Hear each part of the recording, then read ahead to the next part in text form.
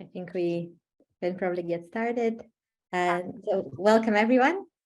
My name is Yulia Shenderovich and I work as a senior lecturer at the Wolfson Centre for Young People's Mental Health. And it's my pleasure to welcome you to today's lecture. This is a public lecture series, and today is the first lecture of 2023. So we are delighted to be here and to have you all join. This lecture, as you might be able to see on your screens, is being recorded, and the recording will be posted on YouTube and on the Wolfson channel's YouTube page. You will also be able to see any other talks in the series that you might have missed. So today's session is scheduled for an hour, and your questions are very much encouraged, and we will have time for discussion. Please post your questions in the Q&A box. You should be able to see that little Q&A box at the bottom of your Zoom screen. Our speaker today is Dr. Rhiannon Evans.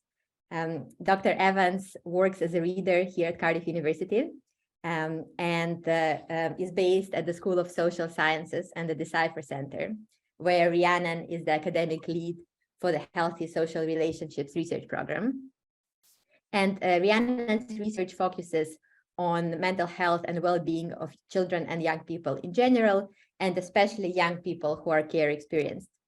And this was actually the focus of the CHIMES review that we will hear more about today. This review that Rhiannon has led looked at the international evidence base for interventions that address mental health and well-being of care experienced children and young people, and also examined the transportability of this evidence base to the UK context. And the reason I call Dr. Evans Rhiannon is that she's a very close colleague here and is sitting across the floor from me. So we are especially glad to be able to open this year with a lecture from her. Over to you, Rhiannon. Thank you very much. Great, thanks Yulia, and thanks everyone for attending today. I really appreciate such a great turnout. So Yulia's already done the introduction of me kindly, so I'm just going to share my screen and then we can move on to the presentation. So hopefully that looks okay for everyone. I think so. Yes, so as Yulia said, today I'm going to be talking through our systematic review, which was funded by the NIHR, looking at interventions for care experienced children and young people, focused on well-being, mental health, and also suicide-related outcomes. So the Prospero registration is there, and just to acknowledge our co-authors and co-applicants on the team. So at Cardiff University, but we also have from University of Bangor, University of Exeter, and then the review was a formal collaboration with the Fostering Network in Wales, who led a lot of the consultation and collaboration work for us. So I'm just going to start us off really by providing the background to the problem that we are looking at and what we wanted to consider. So there are a lot of international variations on what constitutes care experienced children and young people, but for the purposes of the review, we were really interested in foster care, kinship care, residential care, and also young people who might have special guardianship orders or international equivalents of this. But I think for us, it was really specifying that there was some sort of local authority or statutory involvement in a young person's lives, and sort of informal kinship care, etc., wasn't really classified within it. So that was our population. And from there, we recognized that this population tends to have poorer mental health than the general population. In particular, they're nearly 5 times as likely to have at least one psychiatric diagnosis, and there are an elevated risk of suicide-related outcomes, notably attempted suicide. And some recent longitudinal work that we've seen has shown that young people that have been in foster care have excess mortality as we move into later adulthood, and this is attributable to risks around self-harm, accidents, and other mental health problems. So as we recognise, they're a high-risk group that would benefit from effective intervention. But when we started to have conversations around this, particularly with the Fostering Network in Wales, there was a real sense that we didn't know what interventions we might introduce in order to support this group of young people. And so we started to consider what was there. And we have seen a rapid expansion in interventions in recent years, and these have been drawn together in various syntheses but actually there are some. I will note that during the course of our review, NICE issued their own systematic review and associated guidance around this population, but it tended to be around particular forms of mental and emotional health, didn't necessarily extend out to suicide, and incorporated physical health as well. So some parallels, but not quite the same. But reflecting on the evidence base overall, particularly when we look at syntheses of intervention evaluations, there were a couple of key issues that we really wanted to try to respond to with our own work. So firstly, there's a propensity to focus on particular populations and outcomes. So reviews might look at, for example, depression in foster care or anxiety in kinship care, but we actually didn't really know what worked for different groups of young people across different outcomes. So there wasn't always a recognition of care experiencing people being in this heterogeneous group. But I think more importantly, one of our interests was linked to this increased focus on complex systems thinking within both evaluation and then in reviews, is the recognition that the effectiveness of interventions is contingent on the context in which they are being delivered and being evaluated. And existing reviews very rarely had detailed considerations of intervention theory or process evaluation and described the context in which they were being considered. And this is a really pertinent issue within social care research because of a problem we often have about the transportability of interventions between contexts. So we see a lot of social care interventions for this population and health interventions for the population being quite effective in the USA, often where they originate, then they're moved into Europe, might be UK, but often in Sweden and Denmark, and they're not replicating their effectiveness. And what we haven't really teased out is whether this is an issue about usual care being different, whether there's different evaluation methods, or if there are fundamental differences in the context, which mean that we can't replicate it. So for us, there was a real sense of looking at, well, not just what is effective in terms of intervention, but what are the wider contexts in which these interventions are being evaluated. So to go to the protocol and outline what our aims and research questions were for the review. So initially we wanted to construct an evidence map where we mapped the types, theories and outcomes being tested in interventions. Then we did an effectiveness synthesis. Then we looked at process data, exploring contextual characteristics and implementation of interventions, their acceptability. And then research question 5 and 6, we're really trying to consider for us, how do we take this international evidence-based context of the UK? So we wanted to see, based on all of the evidence we generate, is there a particular type and theory of an intervention which could serve as a candidate intervention, which felt like a good idea? And would this be considered acceptable, feasible, and potentially effective within the UK context to various stakeholders? So trying to take it from that more abstract or high-level international evidence and seeing its applicability and relevance here in the UK. So we had a number of work packages which mapped onto the research question. And just to note, in terms of the study design, we took a convergent synthesis approach where we did a range of method level syntheses of the qualitative and quantitative data. And then we brought them together into a further review level syntheses at the end. So what I'm going to do for the presentation is take us through the various research questions to give it a little bit of a structure and to show you some of our key findings. There is a lot more depth and nuance to a lot of this, so I've given more the headline findings, but welcome to talk through more with that as we go. So the first thing was the evidence map and identifying actually what evidence is out there. So in terms of our methodology, we looked at a range of sources of information, sort of quite standard review methodology. We considered databases. We looked at social and healthcare websites. We looked at relevant systematic reviews. Then we did forward and backward citation tracking of included eligible studies. And then we contacted a range of subject experts internationally and third sector organizations for recommendations, particularly of grey literature or in progress literature that we might not have identified through the other means. So we included all languages and we restricted the inclusion from 1990, which sort of coincided with the introduction of the UN Convention on the Rights of the Child, where we saw significant international expansion in social care and the provision of welfare for children. We ran the searches in 2020 when we commenced the review, and then we updated them last year to ensure relevance to the publications. So this is the detailed PRISMA. I won't go into it too much because the details on the next slide, but it just demonstrates identification process for databases and websites, and then those identified through alternative methods.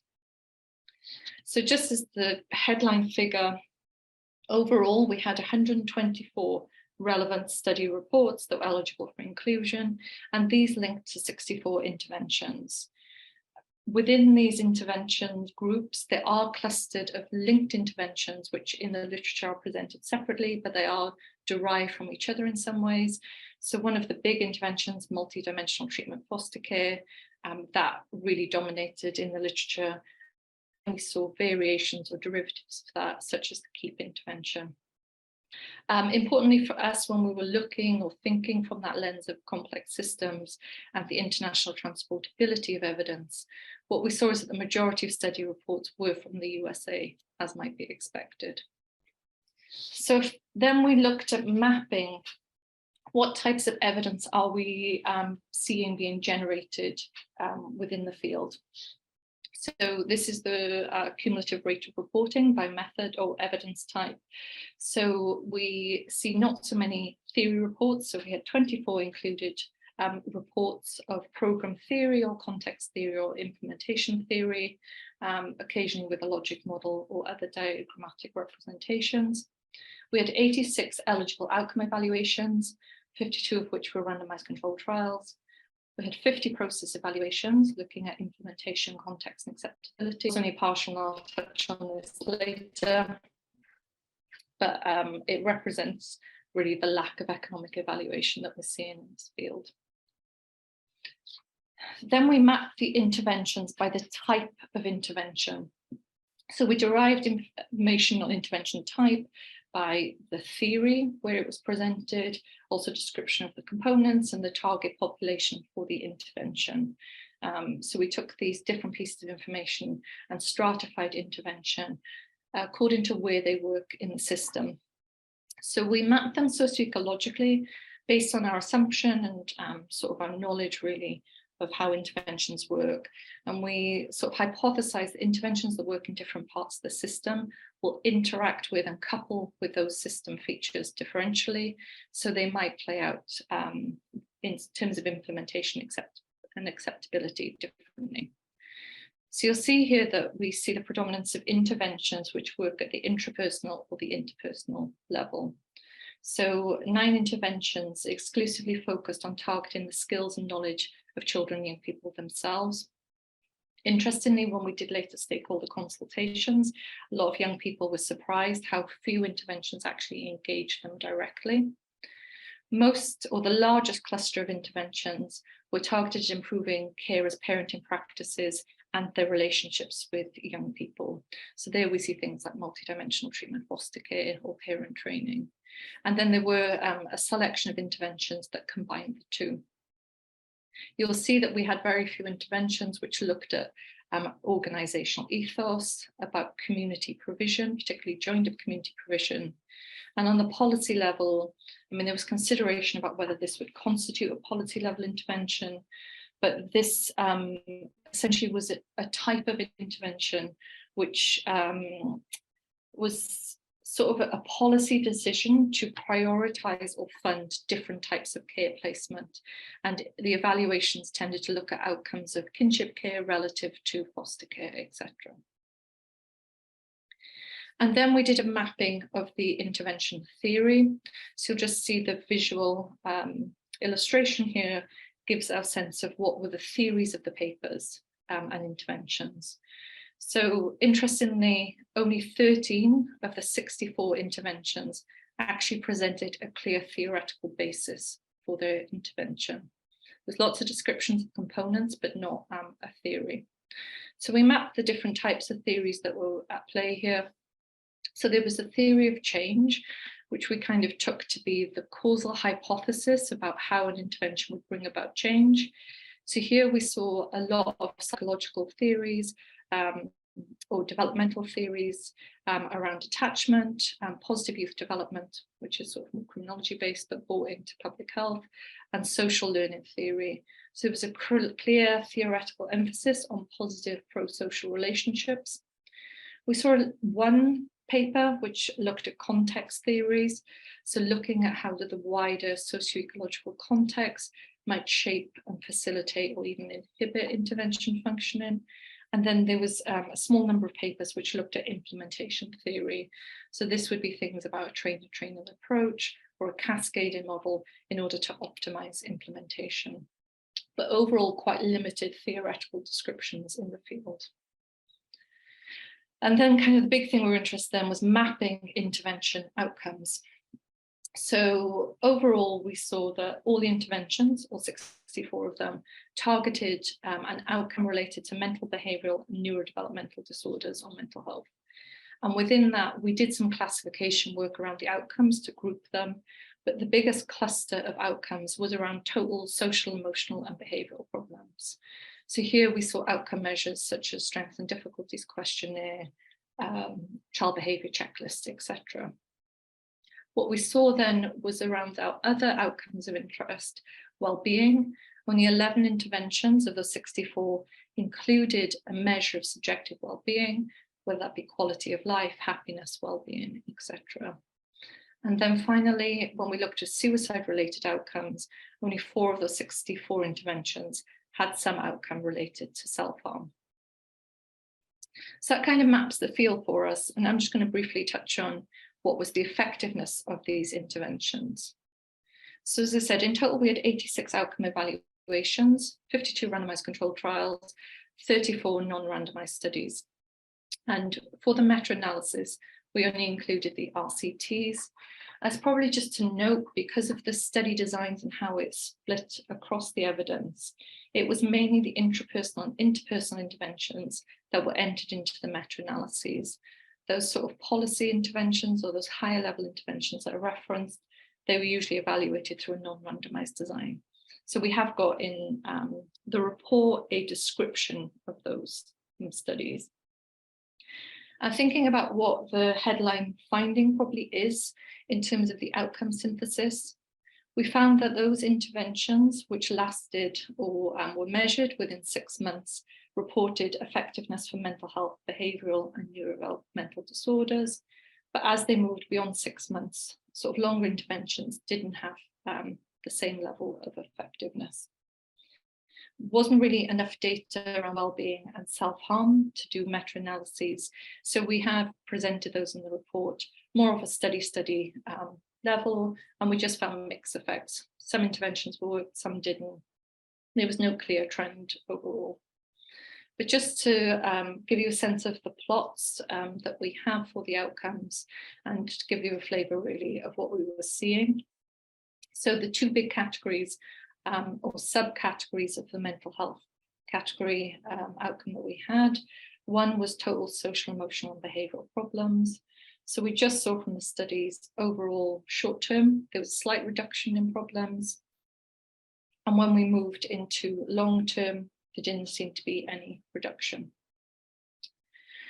Then when we looked at impaired functioning, so this was social emotional functioning, impaired functioning, again, short term, there seemed to be a sense of small overall reduction in functioning, but long term seemed to have no impact. And we saw this trend across a range of the subdomains such as depression, anxiety, internalizing behavioural problems, externalizing behavioural problems. So it felt quite a common feature that this is what we were seeing. So one of our secondary interests within the outcome syntheses was about equity harms. So this is an emergent area within systematic reviews, although the Progress Plus Equity Harms framework was published nearly 10 years ago. And the framework identifies key characteristics which might lead to the stratification of outcomes, differential effects. So looking at the papers, we found that 8 interventions with 14 associated study reports presented some sort of moderation or analysis or interaction effects, where we could see variations in these outcomes.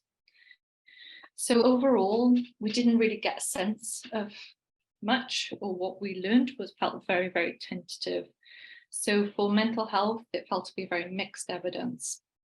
There was some very tentative indication that interventions might work better where young people had less exposure to maltreatment or fewer ACEs, where they might have higher baseline mental health problems, or they might have experienced fewer care placements.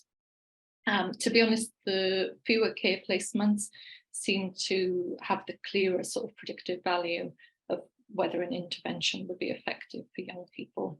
But there just needs to be a lot more work in the space to unpack this and theorize it much more. Only one intervention, Fostering Healthy Futures, reported around equity for well-being, so we couldn't really draw much from there. And there was no data availability for suicide-related outcomes. But probably just to indicate that when we talk, or when I'm saying tentative for whether interventions exacerbated or mitigated poor outcomes for different population subgroups, this is kind of what it would look like. Overall, the majority of studies showed no gradient, but maybe one high quality study might have shown that an intervention was advantageous for a particular group. So as I said, just be really mindful of taking that finding away from it. And then on the economic evaluation, so as I said, it is a very limited field, and have been involved in previous reviews of economic valuations in this space. There's not really much there. But our project advisory group, we're thankful for this, they asked or suggested we be quite liberal in what constitutes an economic evaluation, just to give a sense to people reading it of where we might go next or what needs to be done.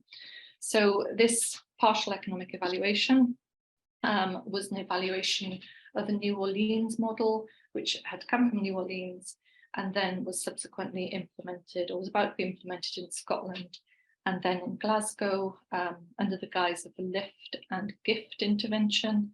And here they just examined potential costs and consequences of the new model compared to usual care and looked at cost savings. So this was really the extent of what economic evaluations are looking like in the field. And I'm not sure a health economist would say this was very robust. So as I said, a big area for improvement there. So the next thing I'm just going to share is our process evaluation synthesis and what we really learned about context and about acceptability of these interventions. So just to outline kind of high level what the process evaluation synthesis looked like.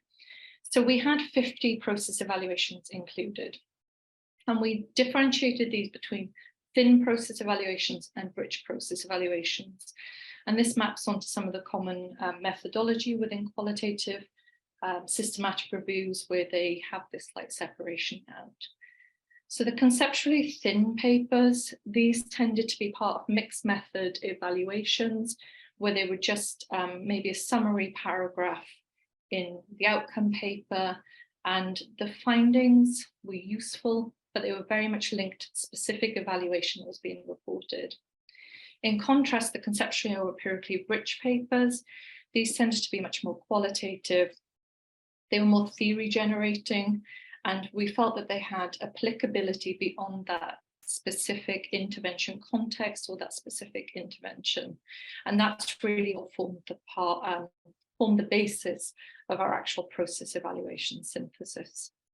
So thinking about what we learned from these, in the thin process evaluation, generally we saw interventions being delivered with high fidelity, high acceptability. Sometimes there was issues around reaching recruitment and retention, but nothing really significant.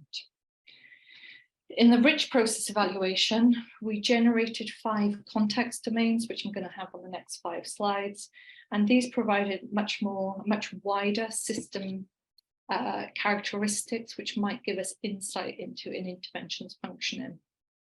This was really derived from the work of our colleague Lisa Preffenhauer, who developed the CC model a few years ago. And what we tried to do when we got towards the latter stages of the review and conducted a review level integration was try to think about how these process evaluation syntheses would help us explain what we were learning on the outcome evaluation. So overall, we didn't have a clear signal of how they might link together. That was because there was so much variability, both in terms of the quality of the literature, but also what it was telling us. But also recognizing that the outcome evaluations were primarily from the USA, whereas actually the process evaluations, particularly the rich process evaluations, a lot of that was from the UK. There was just a lot more rich qualitative reporting around people's experiences and implementation in the UK context. So those studies weren't necessarily congruent in terms of the settings that the interventions were being delivered. But we did think, and we've hypothesized, and perhaps would need much more consideration moving forward, that these context domains that we drew out might give some insight into why interventions in the short term might work quite well, but longer term they start to encounter some issues. So for example, in some of the thin process evaluations integrated with the outcome evaluations, they actually often looked at the fidelity and acceptability of the short-term training program that parents might be involved in. So this might be the few weeks of coaching and training that they had.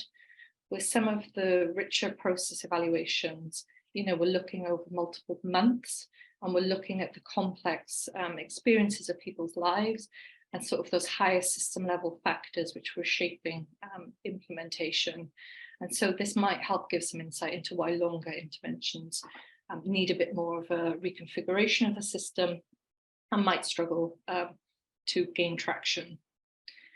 And probably just to note there, really about that tension or the debate between whether these interventions were actually just bad ideas and theoretically inappropriate, or whether actually they were talking about implementation failure. I'm happy to come back to that at the end, but these are very different interpretations of the data, and I just want to keep that in mind. So I'm just going to run you through then the 5 sort of context domains that we generated initially from the CC framework, but inductively shaped based on the data. So one of the central challenges, which many of you will be familiar with, about why interventions struggled to take a hold in the system was limited resources and competing demands. There was indication that social workers already had full and complex caseloads. Sometimes they were in negative and unsupportive working cultures. And in some instances, mental health for care experienced young people was not seen as core business. It was not prioritized. And so there was limited staff and resource in order to deliver interventions in the space. The second one, which was the more detailed of the context domains, but perhaps of the richest data, linked to the idea of intervention burden. So there was 3 domains that we specified around burden, all of which kind of could negatively impact implementation, but also acceptability. So first was the burden of time. So parenting interventions in particular, people found it difficult to find the time to practice these very detailed, very theoretical skills in the context of their everyday life. Parents often had what we found to be a cognitive burden, real difficulty in trying to translate these complex interventions into real world practice, particularly if they were parenting a child who might be in foster care with their biological children, and they said that they found it difficult working across the needs of different children. And then also we saw a lot about the emotional burden. So delivery agents who might be supporting carers in learning new skills talked about burnout, talked about the challenges of working in a trauma-informed approach. Here, a very simple point about system culture and interprofessional working. So a number of interventions, especially those at the higher sociological level, demanded effective interprofessional communication between health and social care. There's often historic tensions which made this difficult. Then the last 2 factors then, which I think were really interesting and kind of give us some useful thoughts moving forward. So one came up around mentoring interventions, and this was really about the identity of care experienced children and young people in relation to intervention. So there was a sense that young people in care are systematically marginalised and devalued and disempowered. And because of this structural positioning, they often feel unable to express what they need and articulate when an intervention isn't meeting their needs. And you saw them when an intervention wasn't playing out as was intended, they would blame themselves, perhaps for not trying hard enough, rather than the intervention wasn't meeting their needs. And I think this is interesting because this Meze paper sort of says about, we sometimes misinterpret the idea of dropout as these groups being transient or hard to reach, but actually it might be that these services aren't meeting their needs, and dropping out is the only mechanism available to people to communicate that this isn't really working for them. Then the final one then is care identity, values and needs. So obviously this came up a lot in relation to a number of the parenting interventions, where carers said that interventions lacked relevance because they didn't take account of their history of skills and their experiences and their expertise. And we saw this in a couple of interventions which had been transported from the USA and brought to the UK, one into Ireland, and they just felt that there was a real lack of cultural sensitivity, and they didn't really respond to what was it like to be a foster carer in Ireland, for example. And then there was a more personalised experience of identity conflict.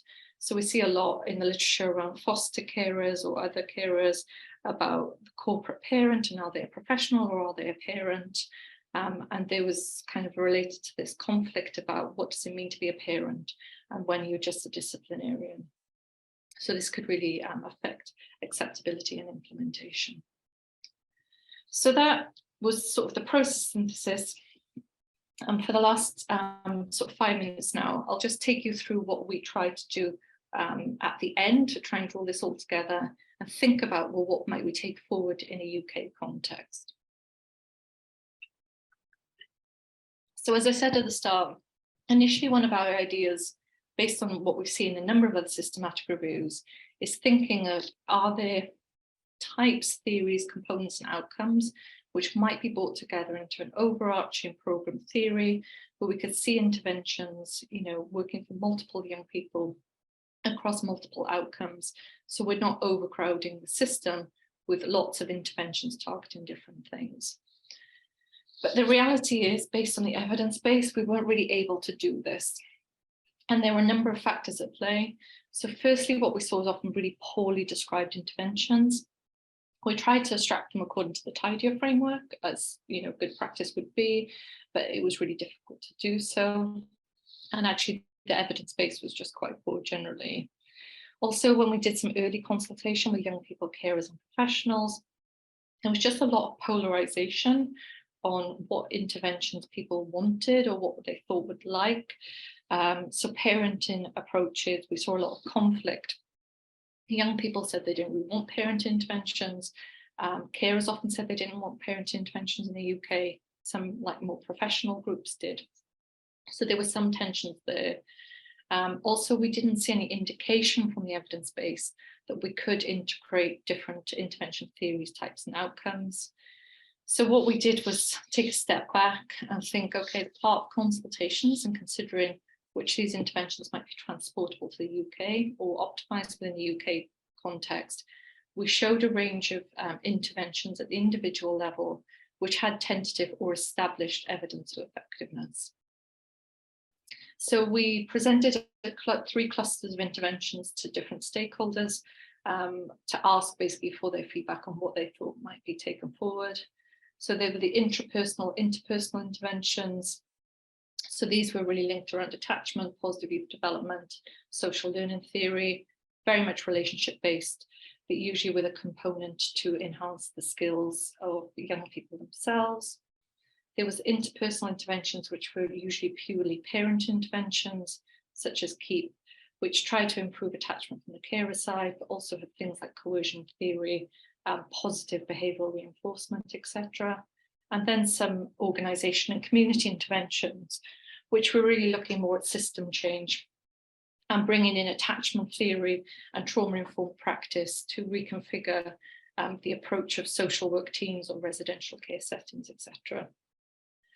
So I won't go into this for time, but this just gives a sense of kind of what people showed. We showed the different people and asked for their feedback on. So the final point then is, what happened in those consultations and what did people say? So we had a decision tree that guided these discussions. And as I said, we showed these identified interventions and we asked them kind of what did they think would work across, according to some progression criteria. So basically, was it acceptable, feasible, potentially effective in the UK? And the idea was if they found something, would it be adapted? Or could it go straight ahead into just evaluation and implementation? If they didn't like any of these, kind of what would a de novo intervention potentially look like? So we had 7 stakeholder consultations towards the end of the review with young people, carers, and a range of other professionals. And based on the evidence, this is what they said their priorities were. So there were 2 clusters of intervention theories and types that they thought from the evidence base could be transported into the UK context. So the first one that came up was about mentoring. So young people in particular felt aspects of mentoring interventions were really good, and they preferably wanted it by care experienced young people or adults with specialist knowledge of the care system. But this is problematic for various reasons. One is the evaluations and mentoring that we had in the review from the UK really struggled with recruitment, retention and implementation. And the MESI paper that I mentioned in one of the context domains, which had a number of issues around delivery, that kind of was mentoring. So they do seem to suffer from implementation challenges. And just to reference Fostering Healthy Futures, which is the USA-based intervention, which has a mentoring component by trainee social workers. People thought this was a good idea, but they didn't want delivery by social workers. They wanted it by more care experienced young people. Then the second cluster of interventions was around system change. So this was a real thing around for carers and professionals about trying to move towards more trauma-informed, attachment-informed ethos, where there would be shared communication, shared language, and just create a more positive environment. So there were some interventions that were referenced as potential trauma systems therapy and care. Probably just to note, there were mixed views on parent and carer training. So in a way, young people thought that everyone should be trained and should be upskilled around mental health. But carers themselves in those stakeholder groups were really quite reticent of having parent and carer training. They felt that their identity was undervalued, so they didn't really see what use would be. But importantly, they felt individualized systemic issues, such as a lack of mental health for this population, lack of mental health funding, sorry. And then, so as the last point then, is thinking about, well, what outcomes did people want to take forward? So, there's a clear sense we should continue to work around targeting mental health, behavioural and neurodevelopmental disorders, but people just wanted more emphasis on positive relationships, which kind of maps back to some of the theory mediators I mentioned. But they really felt it was worrying or just baffling, really, about the lack of interventions which look at whether young people have good well-being or are just happy and have good quality of life. And then the missing evidence base really about suicide-related outcomes, although there was recognition that a rare outcome in a smaller population can be quite difficult to progress to intervention evaluation. So I think I'll only do a couple more minutes. So these are the last 2 slides we had really about what our recommendations were from the review. So we had some recommendations around intervention development and evaluation specifically. And I think some of our key things that we drew out, first, based on the quality assessments, was a real lack of stakeholder involvement in intervention development and the theorization of interventions. Young people are really missing from developing services and interventions. Secondly, really poor description of interventions and just a lack of theoretical basis for many approaches. Third, limited consideration about transportability. So there are interventions that are being moved between countries, but they haven't really thought about similarities and differences between contexts and whether adaptations was warranted. Fourth, it's quite a simple thing, but was really key to the evaluations and outcome evaluation synthesis.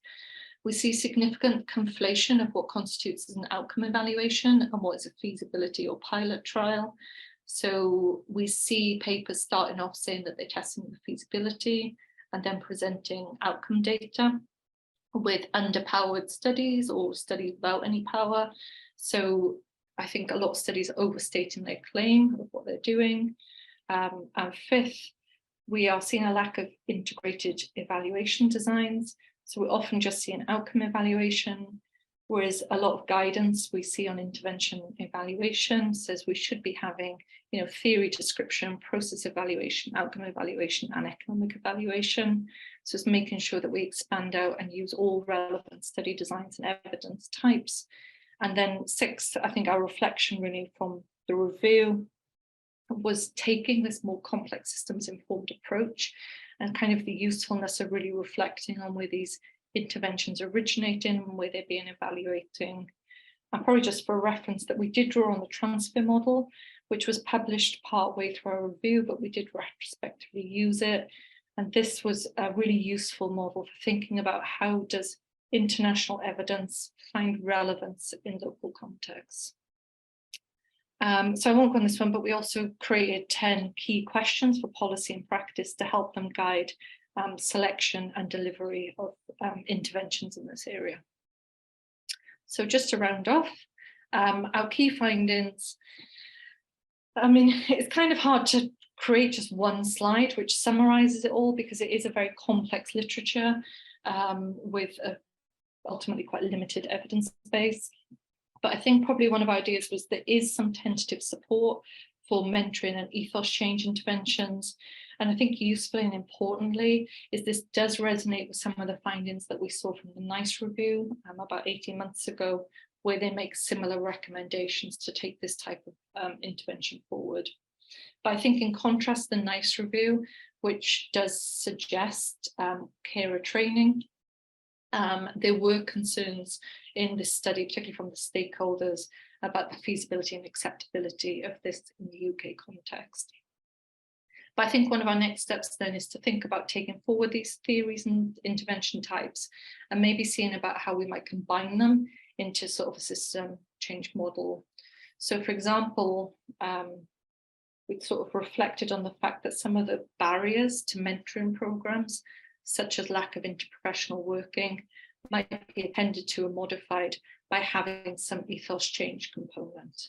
So it might be thinking about how do we have multi-level, multi-component interventions, which might serve to sort of make the context more supportive. And then the last simple point then is thinking about interventions that target wellbeing and suicide-related outcomes. So we are just, supporting young people across a broader range of outcomes. So that brings us to the end. So thank you very much. So just to acknowledge the funder and the research centres that were involved in the study. Thank you. Sorry, there was a couple of minutes over, but hopefully that's okay. So I think we've probably got about 15 minutes or so for questions, if anyone wanted to ask. Thank you so much, Rhiannon. And just a reminder for everybody to please post your questions in the Q&A, and we have a couple of first questions coming in. And in the meantime, also just a big thank you to Rhiannon for sharing the learning, both in respect to what might be able to support the mental health of care experienced young people, but also in respect to how we can learn from an evidence base and the logical implications. Rhiannon, we've got a question about whether anything has been published. So I've just shared the project webpage in the chat. Is there anywhere else that you would recommend people follow the findings? So yeah, so everything is essentially under review at the moment. So the monograph and the individual papers are under review. So I can circulate them as they come, and we can flag them through Wolfson if that is helpful. But yeah, it'll take time, I think, as it's progressing. Thank you. And some more congratulations on the excellent presentation coming in the chat.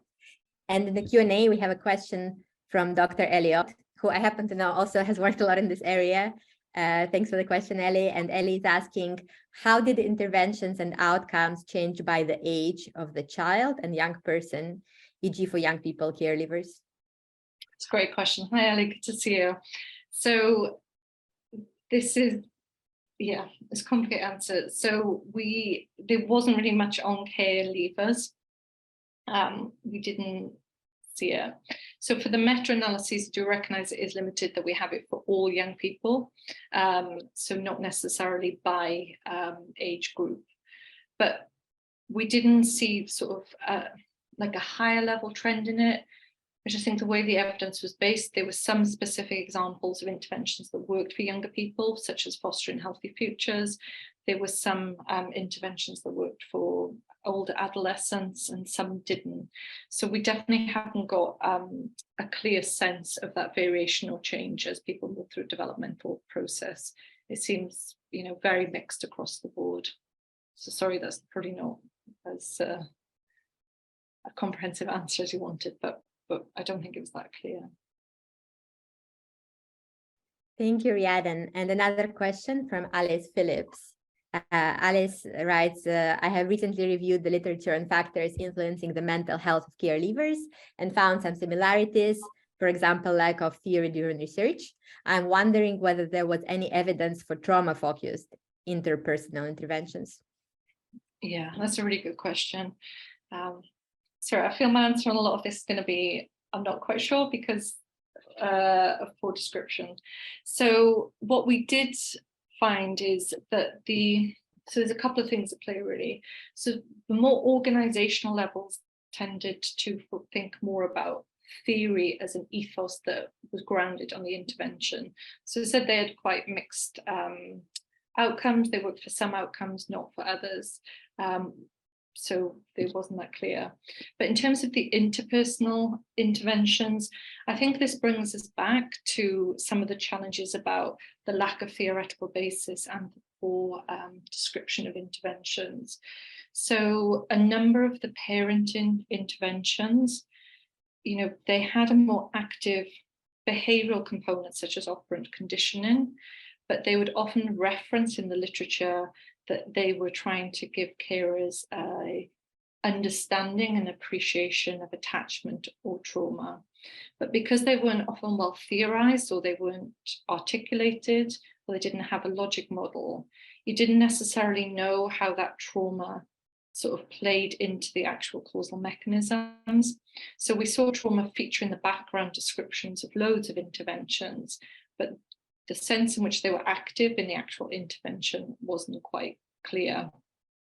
So in terms of the evidence for them, I mean, there's some evidence for parenting interventions per se, but we haven't got that breakdown of which ones were trauma focused and which ones weren't. There tended to just be a general sense in the middle that some of them were kind of influenced by trauma focused approaches, but not in a systematic way that we could unpick.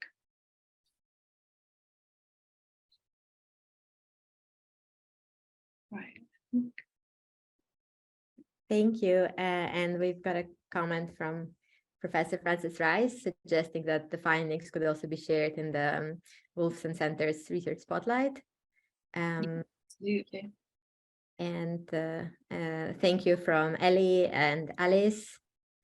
And Alice writes, I don't know if you can see Rhiannon, so I'm just reading it out. That as we're building a good understanding of how trauma relates to mental health in the psychological literature, it's not being translated into social care context.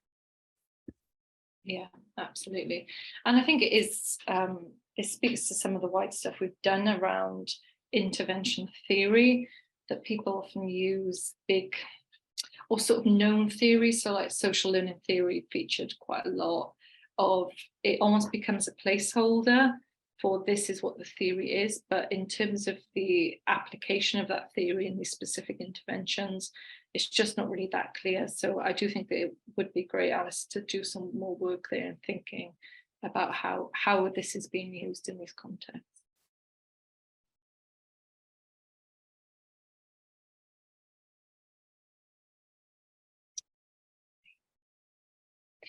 Yeah, so I can see the slide then. So Marley asked about the presentation slide. So yeah, if people are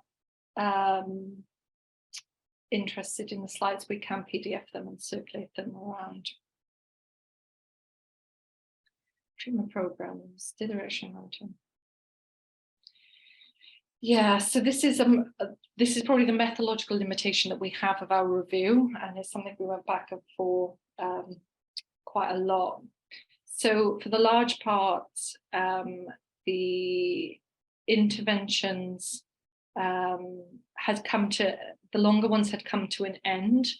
So a lot of the interventions work that there was training, particularly the parent interventions, there was a piece of training, there was a period of coaching, often one-to-one coaching, and then the intervention would end. So those longer term interventions, that coaching piece was often withdrawn, and people then were starting to do it more independently. So that's why we've tried to start to hypothesize, and I do mean it, we've hypothesized that some of those wider context factors, such as, around the burden that people experience, about the carers feeling conflict about integrating these new skills into their role. It's when it becomes more routinized and part of their everyday life, that's where perhaps some of the challenges are. And we start to see that in that period in the longer term interventions, where the shorter term interventions were just more, there was training, there was a brief delivery, and then the follow-up. So we hope that that kind of gives a little bit of insight to perhaps what's going on there.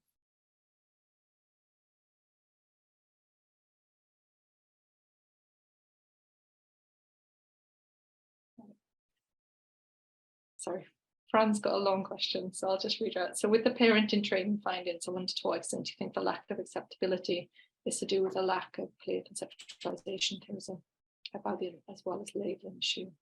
Parent intervention was around training.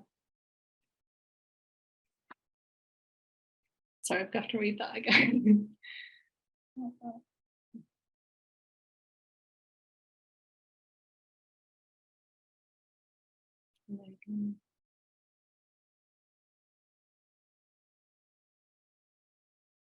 Yeah, I think that is a really good idea about how is that presented. So it's a slightly related point, but I think in pieces of literature, I do think this is where some of the difference between the UK and the USA can come into play. So, and this doesn't feature that heavily in the report, it's more sort of our understanding of it. So in some places, there was a sense that foster care in the USA was slightly more professionalized, that it was more resourced. So participants in us had a different identity to what it was to training parenting skills. It was more like a professional development. Whereas in the UK, it's a more, how do I say it, kind of a more multifaceted or complex intersection of being an actual parent and then the corporate parent and the professional. So the identity was more mixed about it. So the idea of parenting skills could be more of a critique because they were doing that parenting piece and would often parent their own children as well. So I think my point is that you're absolutely right. I think the way that it was presented could make a difference on people's experiences, and that might be something to revisit. I also think it goes into sort of wider considerations of how people see their professional identity in different countries, and so how receptive they are to different types of training based on that.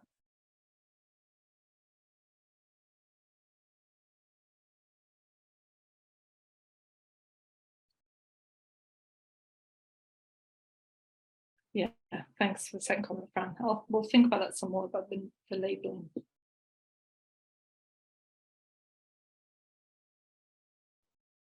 Mm-hmm. I wonder also how this might contrast with the perception of parenting programs in other populations. Yeah. So not care experience young people, but wider. Yeah, that'd be good to consider some more. Thank you so much, Rhiannon. I think this is our last call for questions to be posted. If you're welcome to get in touch with me afterwards if anyone had any thoughts. And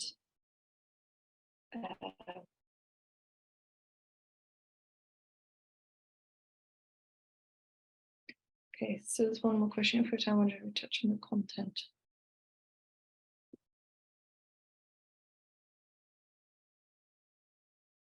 Seem to be closely related. Okay.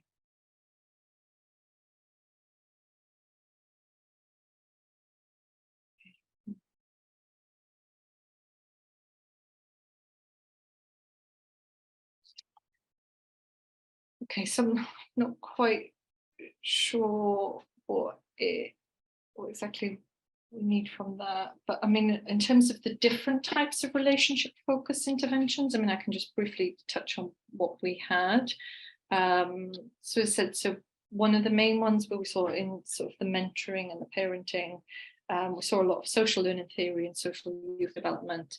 So it was really about often providing positive role models and positive sort of relational context or positive developmental context. So that was the more like kind of the main way in that they were framed. Attachment would come in and out of that in a very loose way. So a lot of the time, it wasn't necessarily the theory was about building attachments. It was more an appreciation of early attachment issues, attachment styles and trauma that young people might experience, which formed part of the context of what would then happen. But there were interventions which looked at social support and social networks. So a couple of the interesting ones were about family finding. So these were interventions which were trying to generate a wider social network with young people. Weirdly, sometimes they used the term fictive kin. So they could be imaginary people or like imaginary kin or real kin, but it was trying to tap them into the resources and networks that surrounded their lives. And yeah, building this social network of support. And actually, I just published earlier in the year with Heather Tauzik, who led on the Fostering Healthy Futures. We published some data from their evaluation about different types of social support and how that relates to mental health outcomes. So I can send you that if you get in touch. And then the third type of intervention we saw was, there was an NIHR study called SOLID, which was about alcohol and substance misuse with care experienced young people. And that had just a wider sort of social networks theory, also motivational interviewing, which looked at changing people's social scripts about certain types of alcohol consumptions and then having a supportive network. So that was much wider. So we see, we saw different types of relationships and different types of networks across different approaches.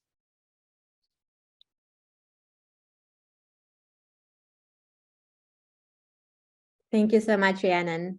Thank you so much. I am afraid that's our time for today. And just as a reminder, we have posted in the chat a link to the YouTube channel where this lecture will be posted and where you can find previous lectures in the series. And Catherine Hopkins, our colleague, has also shared the Wolfson newsletter sign up link, so you can follow the newsletter and then learn more about Rhiannon's work as it is published and other research at the center.